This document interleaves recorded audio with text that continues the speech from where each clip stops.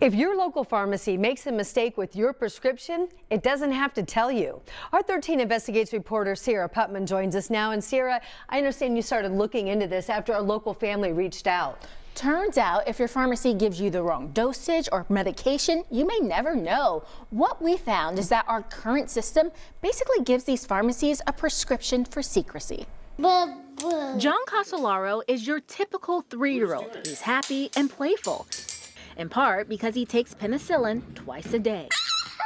Doctor's orders after John and his older sister developed a rare disease called rheumatic fever. The medicine is a preventative if he gets the fever again. That could be potentially fatal to him. Which is why the family was concerned when the toddler suddenly stopped wanting to take his medicine this past December. Then Dad noticed something odd. I don't think we have enough water for this dose. This means that we've overdosed him because the powder was too concentrated. In hindsight, these parents believe the 3-year-old experienced side effects. I mean, it was definitely a lot of diarrhea. Yeah, a lot. A lot of upset tummy. The Casolaros say CVS never alerted them to a potential problem, so they notified the pharmacist. She kind of interrupted me and said, "Oh, yeah, we've had trouble with our water filling machine." And I was kind of like dumbfounded. Do pharmacists have to report a medication or a dosage error to a patient? There is nothing that mandates that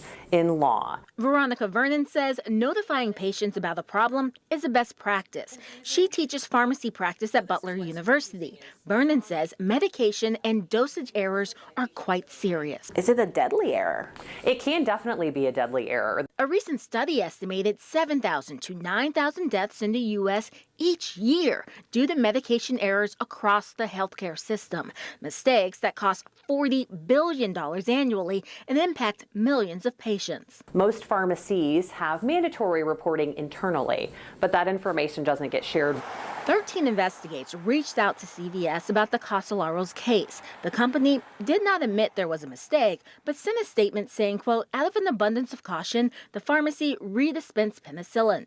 CVS also did not answer several of our questions, including what caused the problem if there was one, and if it reports errors to patients. Indiana only makes hospital pharmacies report mistakes to a state agency.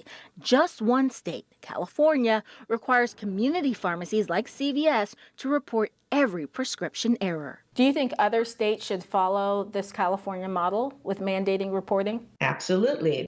Rita Jew is president of the Institute for Safe Medication Practices. The nonprofit reviews voluntary error reports to help create best practices in healthcare. Is there any national database that knows how many medication errors there are out there? No. Meaning we do not know how many medication errors pharmacies make.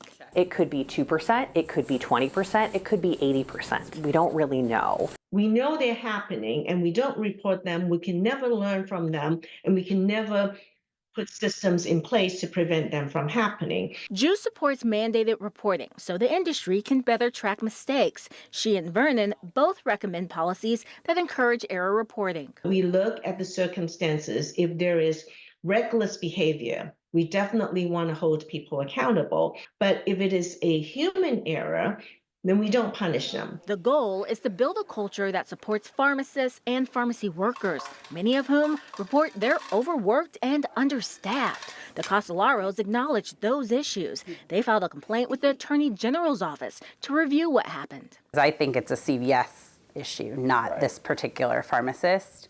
The AG's office reports receiving 66 complaints about medication or dosage errors since 2021. It took 5 to the pharmacy board. There you go. Casolaros want their story to be a warning, especially for families with loved ones like John.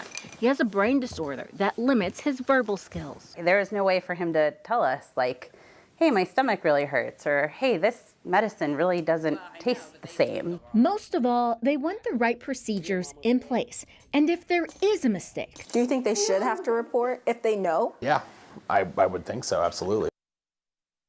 So Sierra, I know you talked to CVS about this family's issues, but really this is an issue with just about any retail pharmacy that we can visit. And that's why we reached out to some of the nation's largest to ask them about their policies. We didn't hear back from all of them, but CVS and Amazon say they have systems in place to prevent errors, but would not say if they always tell customers if there's a mistake. All right, well, I know Sierra took all these responses from the pharmacies and put that data together on our website. If you'd like to read them for yourself, just go to WTHR.com and look for 13 Investigates.